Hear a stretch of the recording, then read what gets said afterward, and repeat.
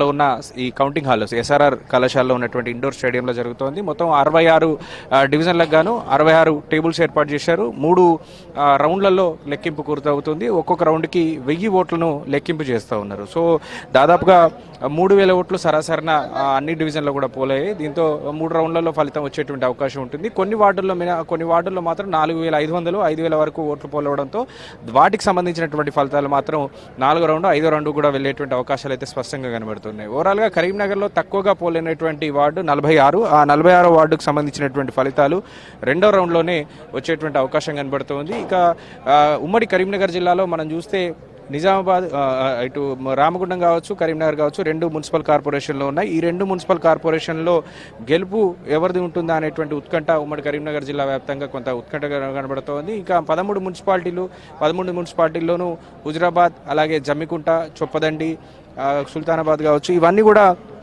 చాలా క్లియర్ కట్గా అక్కడ ఓటింగ్ సరళి కనిపిస్తుంది. సో డెఫినెట్గా ఎవరు గెలుస్తారు, ఎవరు ఓడిపోతారు అనేటువంటి ఒక ఉత్కంఠ ఆ పార్టీలో కూడా కనబడుతోంది.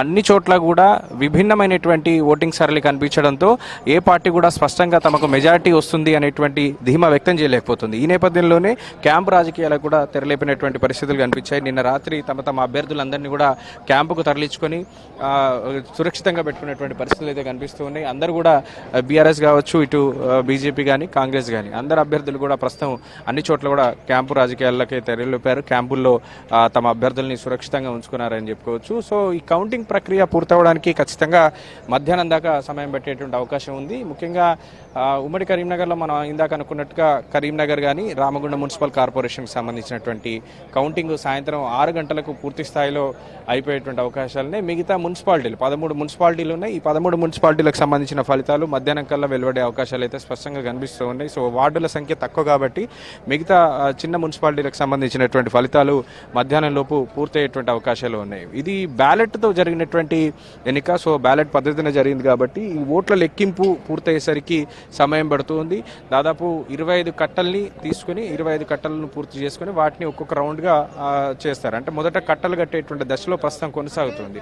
పోస్టల్ బ్యాలెట్స్ని ఓపెన్ చేశారు. పోస్టల్ బ్యాలెట్స్ లెక్కింపు పూర్తయిన తర్వాత బ్యాలెట్ బాక్స్ను ఓపెన్ చేసి వాటిని ఓట్లను పార్టీల వారిగా కట్టలు కడుతూ ఉంటారు, డివిజన్లు. సో ఆ కట్టల్ని తర్వాత లెక్కింపు చేస్తూ ఉంటారు. ఇలా మొదటి రౌండ్ పూర్తవుతుంది. ఈ మొదటి రౌండ్ ఫలితాలు వచ్చేసరికి సుమారుగా మరొక గంటన్నర సమయం పట్టేటువంటి అవకాశం అయితే స్పష్టంగా కనబడుతుంది.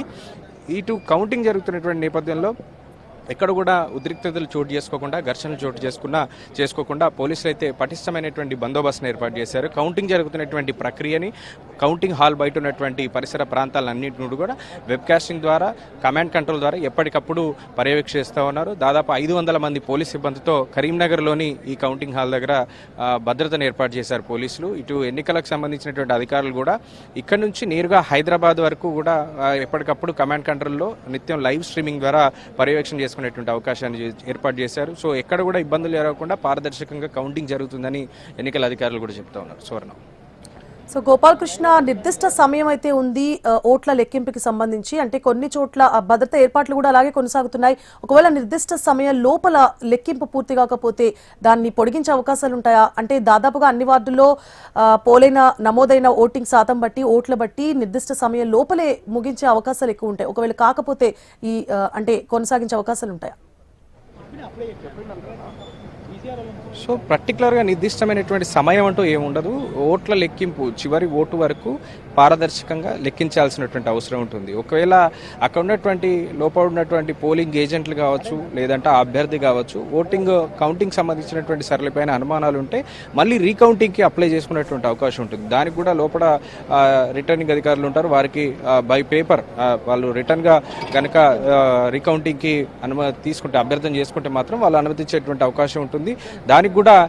దానికి సంబంధించినటువంటి ఇష్యూని పరిగణిస్తారు. సో అక్కడ కౌంటింగ్ జరిగేటువంటి ప్రతి టేబుల్ దగ్గర ఎవరైతే అభ్యర్థులు ఉన్నారో అభ్యర్థులకు సంబంధించినటువంటి ఏజెంట్లు ఉంటారు. అభ్యర్థి కూడా వెళ్ళి చూసుకొని మళ్ళీ బయటకు వచ్చేటువంటి అవకాశం ఉంటుంది. సో అన్ని పార్టీలకు సంబంధించినటువంటి అభ్యర్థులు, వారి ఏజెంట్లు, స్వతంత్ర అభ్యర్థులకు సంబంధించినటువంటి ఏజెంట్లు, వీళ్ళందరూ కూడా లోపల ఎప్పటికప్పుడు ఓట్లను పర్యవేక్షిస్తూ ఉంటారు. ఒక ఓటుని పడిన తర్వాత బ్యాలెట్ బాక్స్ నుంచి అధికారులు ఓపెన్ చేసి దాన్ని క్లియర్ కట్గా అందరికీ చూపిస్తారు. చూపించి ఆ తర్వాత అది ఏ పార్టీకి, ఏ అభ్యర్థికి ఆ ఓటు వస్తే ఆ ఓటు తమ బాక్స్లో వేస్తారు. ఇలా ప్రక్రియ కొనసాగుతుంటుంది. సో దీనికి పర్టికులర్గా నిర్దిష్టమైనటువంటి సమయం అంటూ ఏముండదు.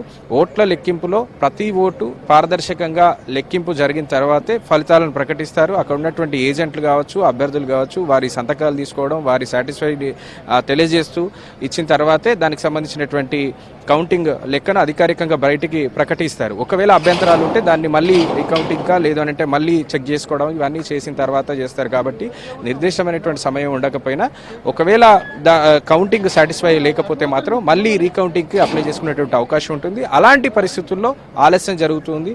ఒకవేళ అలాంటి పరిస్థితి లేకపోతే బ్యాలెట్ బాక్సులో ఉన్నటువంటి ఓట్లు లెక్కింపు చేయాల్సినటువంటిది, ప్రతి ఓటును తీసి కట్టలు కట్టి అవి మళ్ళీ లెక్కించాల్సినటువంటి అవసరం ఉంటుంది. కాబట్టి ఈ ప్రక్రియ కొనసాగడానికి ఒక్కొక్క రౌండ్కి సుమారుగా 1.5 నుంచి 2 గంటలు పట్టేటువంటి అవకాశం ఉంటుంది. Right, thank you for the updates Gopal Krishna. Sure.